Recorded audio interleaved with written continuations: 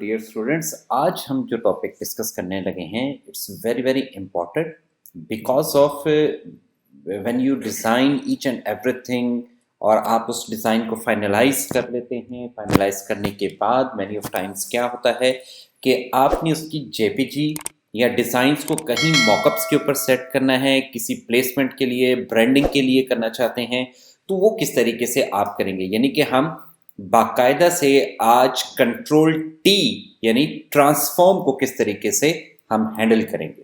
तो देखिए कि फॉर एग्जांपल हमारे पास ये एक मैंने सबसे पहले एक नई लेयर ली, देन मैंने उसमें कोई कलर ऐड कर दिया।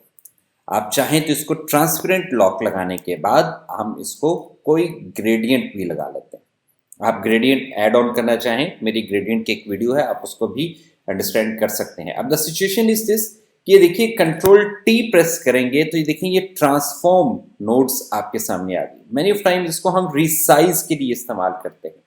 लुक एट दिस, इस तरह से, या फिर ऑल्ट की प्रेस कर लें तो ओवर यानी कि प्रोपोर्शनली शिफ्ट एंड ऑल्ट कर लेंगे तो देखिए कि आप अपोजिट डायरेक्शन के ऊपर किसी भी ऑब्जेक्ट को या पिक्चर को हैंडल करने के लिए आप इसको हैंडल करेंगे। ओके, अब अगर आप इसको कंट्रोल प्रेस कर लें या अगर आप मैक के ऊपर काम कर रहे हैं तो कमांड की प्रेस कीजिए।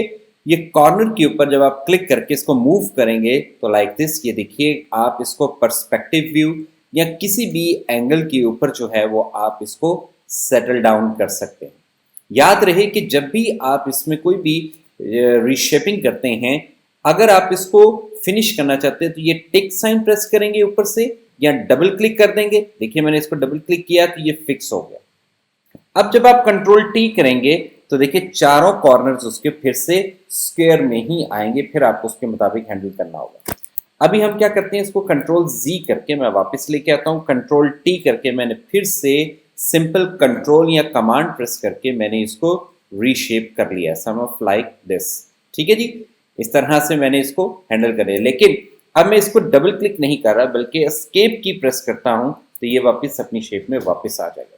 इसलिए आपने क्या करना है कि कंट्रोल टी प्रेस करके आप इसको जो है कंट्रोल प्रेस करके अपनी ज़रूरत के मुताबिक आप इसको रीसेट जो है वो या रीट्रांसफॉर्म जो है वो आप हैंडल कर सकते हैं।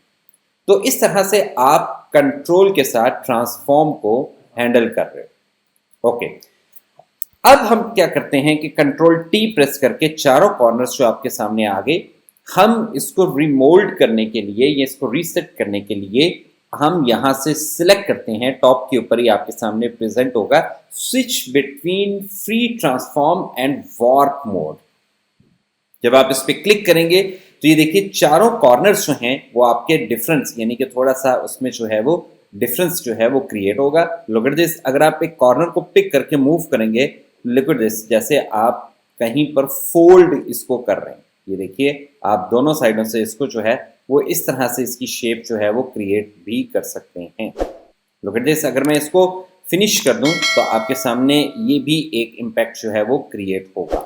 लेकिन हम कंट्रोल टी प्रेस करके जब वार्प के ऊपर जाते हैं तो आप इसके हैंडल्स के जरिए भी इसको हैंडल कर सकते हो। देखें, ये वेव पॉइंट ऑफ व्यू से भी आप लेकर चल सकते हैं, यानी कि आपने कोई भी वेवी इफेक्ट या ऑब्जेक्ट को इस तरीके से आपने हैंडल करना है। आप इन बिटवीन, अब देखें मैं क्लिक कर रहा हूं तो ये देखिए क्या हो रहा है कि वो कलर्स भी उस तरीके से उसके साथ मैनिश हो रहा है।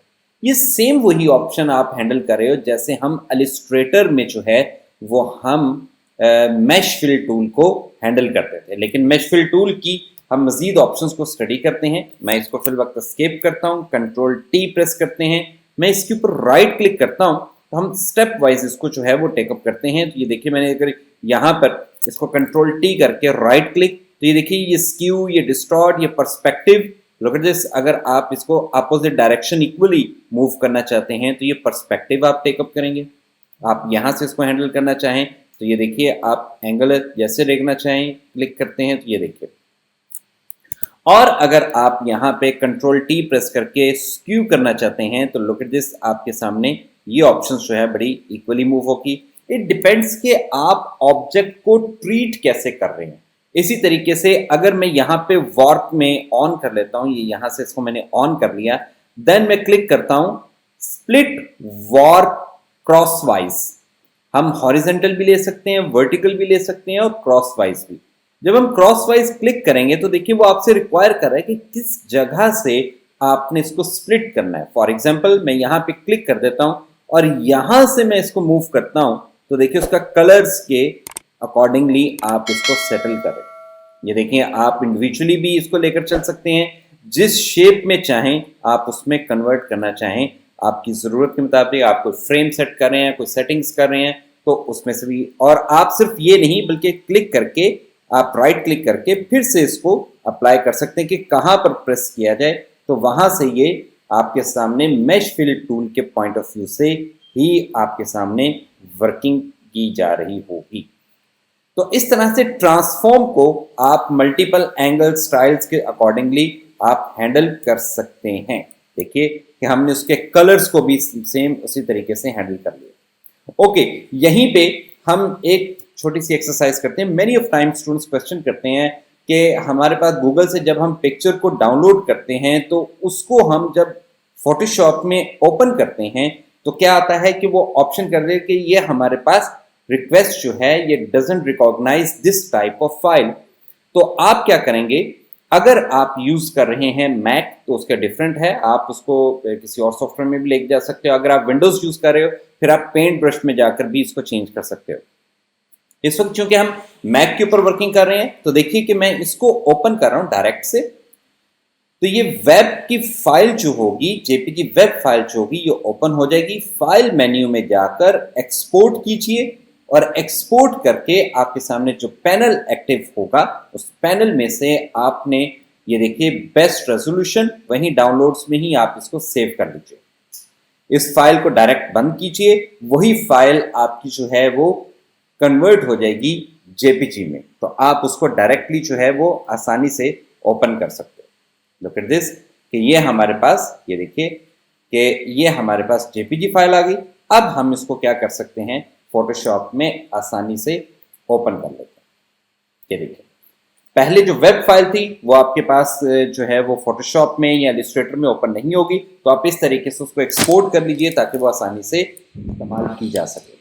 ओके, अब हम एडिशनली, अब मैं आपको बताता हूं कि जैसे ये हमारे पास एक होर्डिंग का या बिल बोर्ड का एक मॉकअप है, मैं इसको जो है वो साइज कंट्रोल ऑल्ट आई प्रेस करके तो इसका साइज जो है वो मैं थोड़ा सा इंक्रीज कर लेता हूँ। लुक एट दिस कि मैंने उसको साइज को इंक्रीज कर लिया। चाहे तो आपको 300 रेजोल्यूशन पे भी बढ़ा सकते हैं।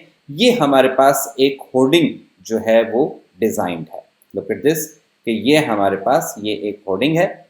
इस होर्डिंग को आप क्लाइंट को प्रेजेंट करना चाहते हैं कि ये लगने के बाद उसका इम्पैक्ट कैसा आएगा। ये देखिए मैंने उसको टेकअप किया और उस पिक्चर को जो आपने जेपीजी है उसको यहाँ पर आपने टेकअप कर लिया। अब एक कॉर्नर को आप यहाँ पर ये देखिए मैंने सेटल कर लिया। कंट्रोल टी प्रेस करेंगे और कंट्रोल प्रेस करके आप इसको जो है, लुक एट दिस, ये मैंने इसकी दूसरे कॉर्नर के ऊपर सेटिंग कर दी। फिर इसी तरीके से थर्ड कॉर्नर को उसके ऊपर जो है वो आप सेटल करेंगे उस थर्ड कॉर्नर की वाली साइड के ऊपर। एंड आफ्टर दैट आप यहाँ से इसको कंट्रोल करेंगे।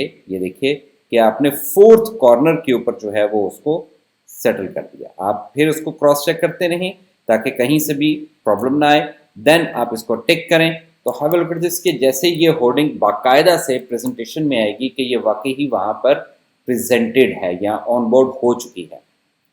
तो कंट्रोल टी से यानी कि ट्रांसफॉर्म की ऑप्शन से आप इस तरीके से वर्किंग कर सकते हैं। एडिशनली हम किसी एक पिक्चर को यहाँ पर फिर से जो है वो टेकअप करते हैं। फॉर एग्जाम्पल कि हम ये देखिए कि ये वाली पिक्चर मैं डायरेक्ट ड्रैग एंड ड्रॉप कर रहा हूँ इस पिक्चर के ऊपर, इस हमारे कैनवस के ऊपर। कंट्रोल टी प्रेस किया और मैंने इसको स्मॉल किया, ऑल्ट प्रेस करके मैंने इसको स्मॉल कर लिया। ठीक है जी। अब इसके बाद जब मैं इसको वार्प कर रहा हूं तो ये देखिए कि आप कहीं से भी आप इसको जो है वो आप मूव कर सकते हो, सेटिंग करना चाहें कर सकते हो, कर्व्स की सेटिंग, इवन के आपने मैनी ऑफ टाइम देखा होगा कि पेज कर्ल के तौर पर भी आप इसको जो है, look at this, page curl के तौर पर भी आप इसको इस्तेमाल कर सकते हैं। ठीक है, अब इसको स्मॉल रखना है या बिग रखना है। उसके बाद ये जो बैकग्राउंड का एरिया आ रहा है यहाँ पर आप कलर लगाकर या थीम को एडजस्ट कर सकते हो। तो कहीं से भी आप इस पिक्चर को भी आप इसी सेटिंग्स के अकॉर्डिंगली, ये देखिए मैंने बॉटम राउंड कर दिया, क्लिक करते हैं जी ओके, तो बॉटम से देखिए कि ये आपकी पिक्चर जो है ये भी इसी तरीके से राउंड में हो जाएगी। ठीक है। अच्छा, एडिशनली अगर मैं यहां से एक पिक्चर मैं टेकअप करता हूं, यानी कि मॉकअप पॉइंट ऑफ व्यू से अगर मैं इसको ऐड ऑन करना चाहूं, तो ये देखिए ये हमारे पास एक और फ्लायर है, पेज है या मॉकअप है, जहां पर आप इस पिक्चर को एडजस्ट करना चाहते हैं या अपने फ्लायर को, ब्रोशर को, कैटलॉग को, जहां पर भी जो भी आप समझें, मुनासिब समझें कि उसको आप टेकअप करना चाहते हैं, तो आप उसको टेकअप कीजिए। ठीक है, दोनों को। जिस तरह से अभी हमने होर्डिंग को सेट किया था, इसी तरीके से हमारे पास ये देखिए मैं इस पिक्चर को टेकअप करता हूं जी, यहां पे ये देखिए पिक्चर आ गई, लिटिल बिट स्मॉल। आप एक कॉर्नर पे इसको जो है वो सेटल कर लीजिए। ये देखिए एक कॉर्नर के ऊपर मैंने इसको सेट रखा, कंट्रोल दबाएंगे और आप उसको सेकंड के ऊपर सेट कीजिए। उसके बाद फिर से कंट्रोल प्रेस कीजिए और ये देखिए कि आपने इनको कॉर्नर के ऊपर सेटल कर लिया। देन फिर आपने फोर्थ कॉर्नर को भी इसके ऊपर सेटल कर लिया। ओके, ये सेटल करने के बाद यहां पर देखें मैं राउंड यानी वार्प लेता हूं और उसके कॉर्नर्स को उसकी सेटिंग के मुताबिक जो है वो मैं एजिस को जो है वो सेटल कर लेते हैं। यहां से ये देखिए यहाँ बॉटम से भी है, बॉटम से सेंटर से क्लिक करके भी आप ले सकते हो और आप उन एजिस को इस तरीके से उनके हैंडल्स के जरिए भी आप सेटल डाउन कर सकते हैं। तो ये देखिए कितनी आसानी से आपने किसी भी प्लेस के ऊपर जो है वो आपने अपनी पिक्चर को जो है वो प्लेस आउट कर दिया। तो ट्रांसफॉर्म मेनी ऑफ टाइम्स बहुत सारे स्टूडेंट्स जो हैं वो सिर्फ इसको ये समझते हैं कि ये सिर्फ साइज भी साइज करने के लिए इस्तेमाल होता है। नहीं, बिल्कुल ऐसा नहीं है, बल्कि इस तरीके से आप किसी भी पिक्चर को, फ्लायर को, ब्रोशर को आप हैंडल कर सकते हैं। देन फिर आप इसको ब्लेंडिंग ऑप्शंस में जाकर आप इसको मजीद डेप्थ को कंट्रोल करना चाहें, हमने इसको यहाँ से बेवल एंड एम्बोस किया, मैं ओके करता हूँ, लुक्स लाइक रियलिस्टिक है, आपने जैसे इस पिक्चर को ही इस तरीके से ब्रांड आउट किया। लुक एट दिस, इसको भी आप राइट क्लिक करके ये देखिए ब्लेंडिंग ऑप्शंस में जाकर आप इसको भी ये देखिए बेवल एंड एम्बोस कीजिए, अपनी ज़रूरत के मुताबिक इसके कॉर्नर्स को और एजिस को हैंडल कर सकते हैं, तो लुक रियलिस्टिक। तो इस तरह से कंट्रोल टी यानी ट्रांसफॉर्म को अपनी ज़रूरत के मुताबिक किसी भी शेप में या पिक्चर में कन्वर्ट करना चाहें तो आप उसको मॉकअप्स के ऊपर सेटिंग या ब्रांड आउट करने के लिए इस्तेमाल कर सकते हैं। कोई भी क्वेश्चन हो आप कमेंट कर सकते हैं, पूछ सकते हैं और चैनल को सब्सक्राइब कीजिए। Thank you so much.